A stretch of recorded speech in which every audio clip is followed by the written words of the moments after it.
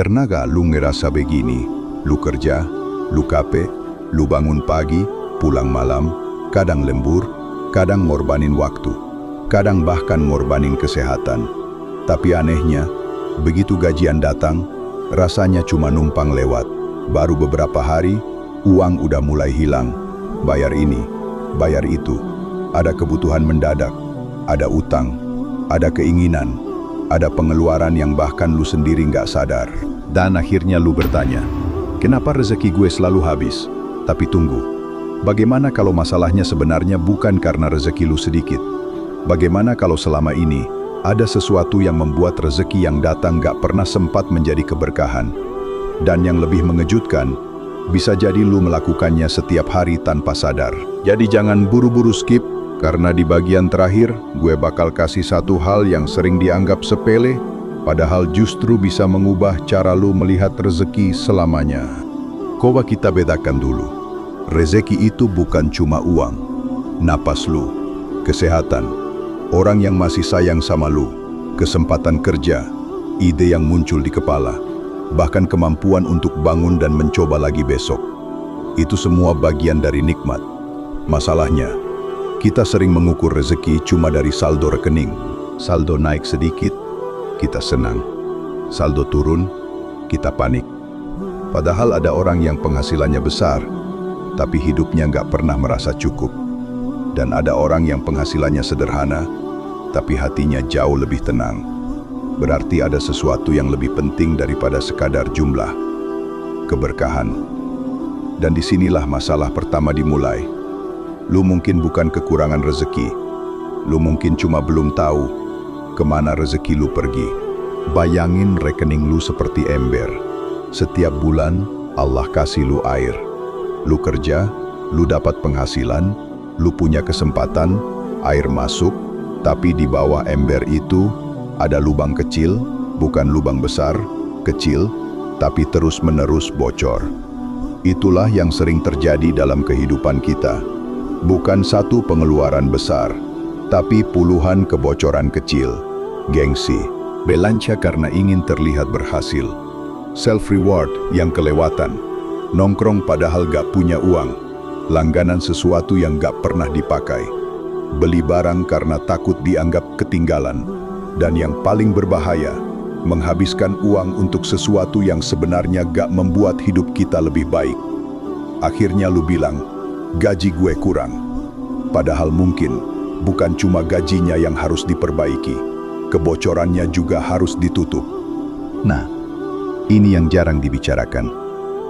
Ada kebocoran yang gak bisa lu lihat di mutasi rekening, yaitu cara lu memperlakukan nikmat yang sudah ada.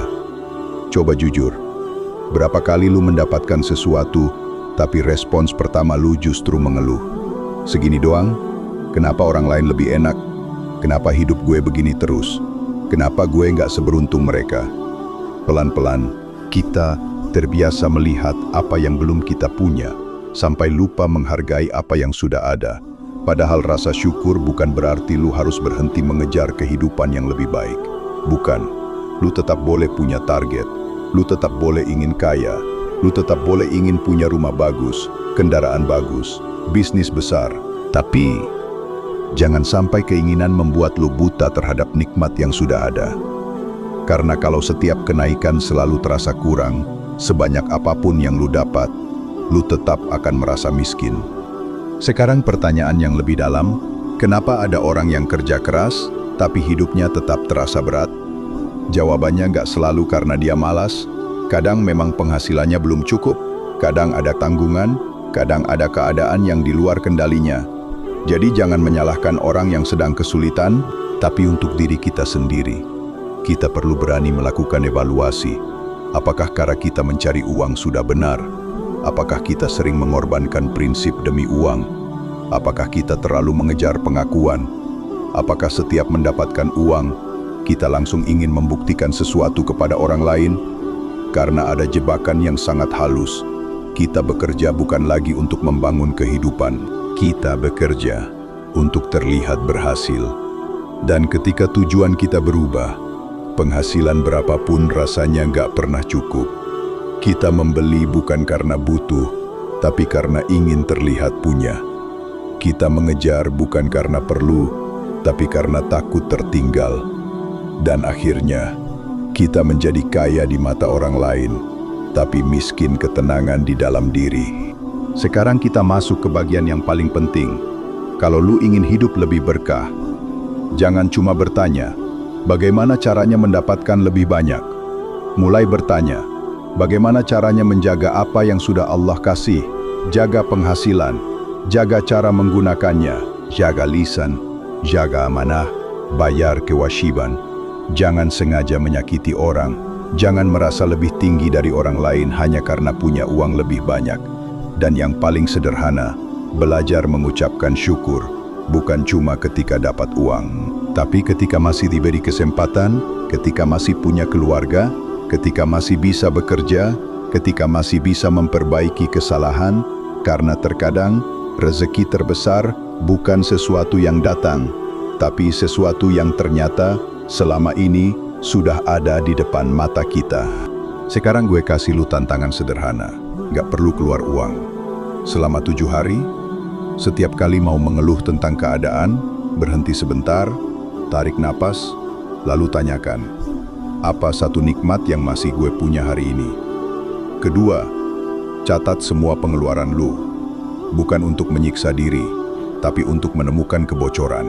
Ketiga, kalau ada utang atau amanah yang bisa lu selesaikan, mulai cicil. Keempat, berhenti membeli sesuatu hanya untuk membuktikan bahwa hidup lu baik-baik saja. Dan kelima, sebelum tidur, ucapkan terima kasih kepada Allah atas minimal 3 hal yang terjadi hari itu. Tapi untuk menemukan kebocoran, mungkin hidup lu gak langsung berubah besok pagi. Tapi lu akan mulai melihat sesuatu, pola. Lu mulai tahu kemana uang lu pergi. Lu mulai sadar apa yang sebenarnya penting. Dan perlahan, cara lu memandang rezeki akan berubah. Dan sekarang gue mau balik ke pertanyaan di awal.